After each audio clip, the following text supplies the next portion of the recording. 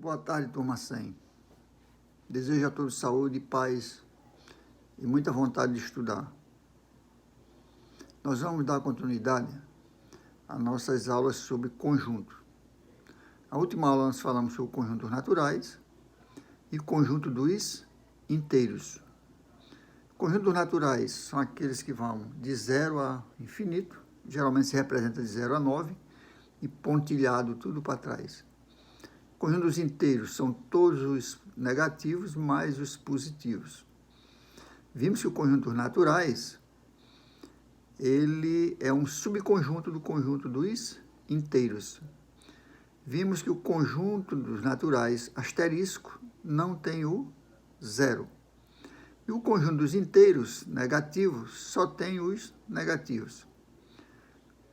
O Z com asterisco significa que não tem o zero. O Z com mais significa que só tem os termos positivos. Não foi isso que se viu? Foi. Eu espero que vocês tenham dado uma olhada, né, nessa aula, para que a gente dê continuidade hoje sobre o conjunto dos números racionais. Diz que o conjunto dos números racionais são os números que podem ser escritos na forma de fração. Então, o conjunto dos racionais pode ser representado na forma de fração. Esses números podem também ter representação decimal finita ou decimal infinita e periódica. Então, aqui, cuidado com isso aqui, ó. Ele pode ser representado por fração, pode ser representado também com representação decimal finita, significa que tem poucas decimais, ou decimal infinita e periódica. O que é período? Quando repete algumas decimais, tem uma sequência, né? Começa 1, 2, depois volta 1, 2, depois 3, 4, depois vem 3, 4. Isso pode ser infinita, periódica, tá ok? Então, essa é a definição de conjunto dos números racionais. Ele é representado em forma de fração. Essa fração pode transformar em decimal finita ou decimal infinita periódica. Nós vamos já ver exemplos com números. Exemplo de representação do conjunto aqui. Podemos representar o conjunto dos racionais pela letra Q maiúscula. E matematicamente podemos representar dessa forma aqui, ó. A sobre B, tal que o A pertence ao conjunto Z e o B pertence ao conjunto Z, exceto o zero. Quando tem esse asterisco, significa que não quer o zero. Então, o B tem que ser diferente de zero. Por que será isso? Porque todo número dividido por zero não tem solução, tá ok? Todo número dividido por zero não tem solução. O A pertence ao conjunto Z, pode ser positivo ou negativo. O B também pertence ao conjunto Z, exceto o zero. Observem que aparece o Z com um asterisco. Significa que o B tem que ser diferente de zero. Pode ser positivo ou negativo, mas não pode ser zero. Tá ok? A representação desse conjunto de números racionais. Eu tenho o número 2, que eu posso representar 2 sobre 1. Ou seja, todo número inteiro tem como denominador a unidade. Todo número inteiro tem como denominador a unidade. Então, 2, eu posso representar 2 sobre 1. Ele é inteiro? É. Se colocar desse jeito, ele passa a ser racional, mas é o mesmo número. 5, eu posso representar 5 sobre 1. É o mesmo número? É. Se tiver só desta maneira, ele pertence ao conjunto Z, conjunto dos inteiros. Se tiver 5 sobre 1, que é o mesmo número, pertence ao conjunto dos racionais. Menos 7, eu posso representá-lo menos 7 sobre 1. Menos 7 sobre 1 faz parte do conjunto dos racionais. Menos 2, menos 2 sobre 1. Menos 4, menos 4 sobre 1. Então, eu tenho a representação do conjunto dos racionais, mesmo que seja um número inteiro, eu posso transformar em uma fração, onde o denominador é a unidade. Exemplo de números decimais exatos ou finito. 0,2. Eu posso representar 2 sobre 10. É uma fração e eu posso transformar essa fração em decimal. Então, é exemplo de um número que faz parte do conjunto dos racionais através da fração e através de uma decimal finita. 0,06, fica 6 sobre 100. 2,173, eu tenho 2,173 dividido por 1000. Por quê? Porque eu tenho 1, 2, 3. Confiro da direita para a esquerda, 1, 2, 3. Então, fica 2,173. São decimais finitas. Tá ok? Conjunto dos racionais em forma de fração, que pode ser transformada em decimal, finita ou infinita, não periódica. É isso que diz? Finita ou decimal finita e periódica. Então, é periódica, né? Agora nós temos outro exemplo aqui, ó. 0,333, aí tem um bocado de pontinho aqui, ó. Isso aqui é igual a 3 sobre 9. Ela é finita? Não. É infinita. Só que ela não é, ela é periódica, ela repete, ó, periódica. Então, 3 sobre 9, 0,33 é igual a 3 sobre 9. 0,24, 14, 14, ó. É a mesma coisa que 239 sobre 90. 2,77. Veja que são números com decimais infinitos. Tem um bocado de pontinho. 2,77. Aí tem um bocado de 7 aqui, ó, repete. Fica 25 sobre 9. 0,85, 25 sobre 9. 0,85, 7142. É igual a 6 sobre 7. São números decimais, periódicos e infinito. Periódico, porque repete, ó. Infinito, periódicos, infinito. Também faz parte do conjunto dos reais, tá ok? Depois nós vamos ter uma aula de saber como transforma essa decimal nessa fração. Nós vamos tirar uma aula só para ver isso, porque geralmente cai uma questão dessa em concurso, em prova de vestibular, de Enem, e é fácil. Nós vamos ter uma aula só sobre isso aqui. Transformar essa decimal em fração, tá ok? Eu não vou botar para sábado, vou botar uma aula mais light para sábado, que eu até esqueci de falar. Sábado vai ter novamente aula de matemática. Eu vou deixar postado, né, para vocês se divertirem a partir de 1h da tarde. O horário de vocês é mais tarde, mas eu vou colocar a partir de 1h, tá bom? Então, nós vamos ter uma aula só sobre isso aqui. Vamos falar agora, então, o conjunto dos racionais é formado em forma de fração, onde o A e o B pertencem ao conjunto dos inteiros, e o B tem que ser diferente de 0.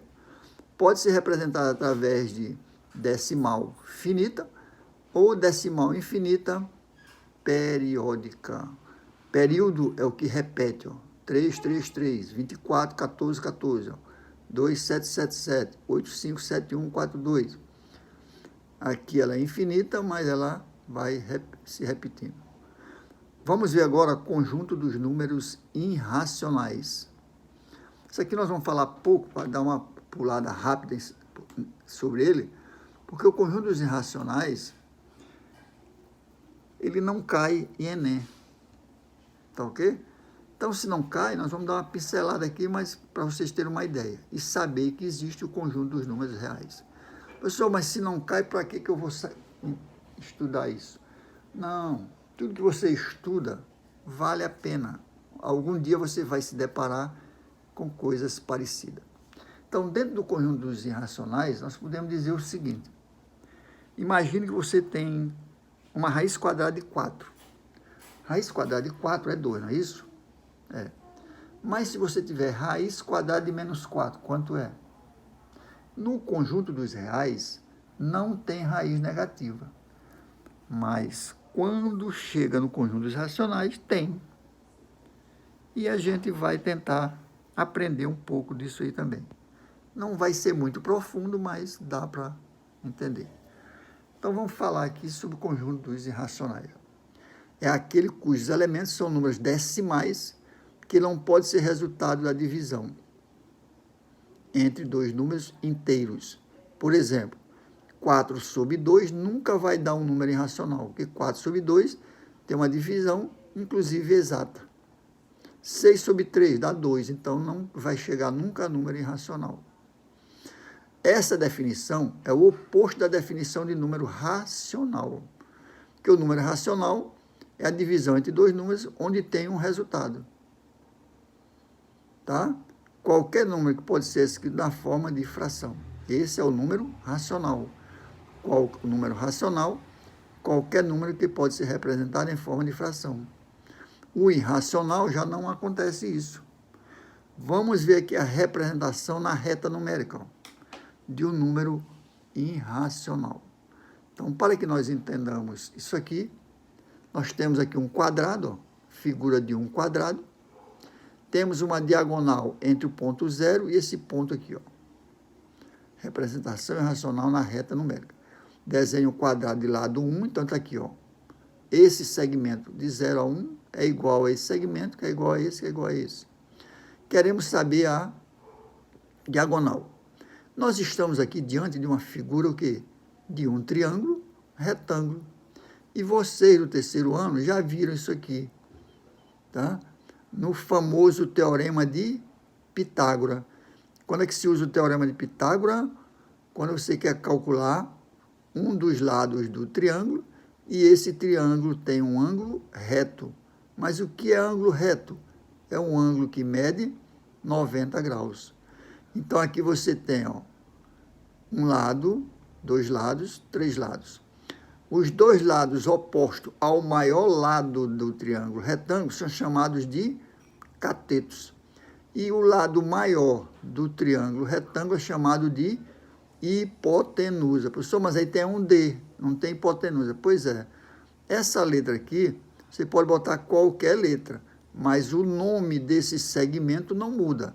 É hipotenusa. E como é que eu sei que é hipotenusa?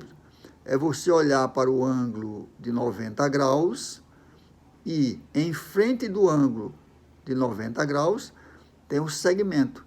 Esse segmento é chamado de diagonal. Aliás, hipotenusa, né? Essa diagonal é chamada de hipotenusa no triângulo retângulo. Então, o segmento que fica em frente ou oposto ao ângulo de 90 graus é chamado de hipotenusa. Mas, professor, o que diabo é a palavra oposto? Oposto, meu jovem, sabe o que é? Imagine bem a sua casa. A casa do vizinho que fica em frente à sua, ela é oposta à sua casa. E o que fica adjacente é o que fica do lado. Então, olha aqui, Imagine que você mora bem nessa posição aqui. O vizinho que está do lado direito da sua casa ou do lado esquerdo, ele é adjacente à sua casa. Ah, professor, agora eu entendi. Quer dizer que o segmento que fica na frente do ângulo de 90 graus é chamado de hipotenusa, exatamente. E o ângulo de 90 graus, os segmentos que se cruzam perpendicularmente, agora o senhor complicou tudo. O que é perpendicular? São os segmentos que se cruzam formando o ângulo de 90 graus. Então, este ângulo, este segmento, cruza com este outro, formando um ângulo de 90 graus. Então, isso são chamados de catetos. Cateto adjacente a quem? Ao ângulo. Tá? E aqui é hipotenusa, tá ok? Então, vamos calcular isso aqui, O teorema de Pitágoras diz que o quadrado da hipotenusa é igual à soma dos quadrados dos catetos. Cada cateto não vale 1? Vale. Então, professor, mas desse lado aqui não tem 1. Pois é, mas é 1 quadrado. Se ele te disse que esse segmento aqui vale 1, esse vale 1, esse vale 1, esse vale 1, porque são todos iguais, né? Quadrado está dizendo, tem os 4 lados iguais. Então, diagonal, a diagonal aqui, que é a hipotenusa, o quadrado da hipotenusa é igual à soma dos quadrados dos catetos. Somando aqui, ó, 1 ao quadrado é o próprio 1. Então, fica 1 mais 1, diagonal ao quadrado dá 2, e raiz, ó, D, que é a diagonal, ou hipotenusa, é igual a raiz de 2. Quanto é a raiz de 2? Raiz quadrada de 2 é a aproximação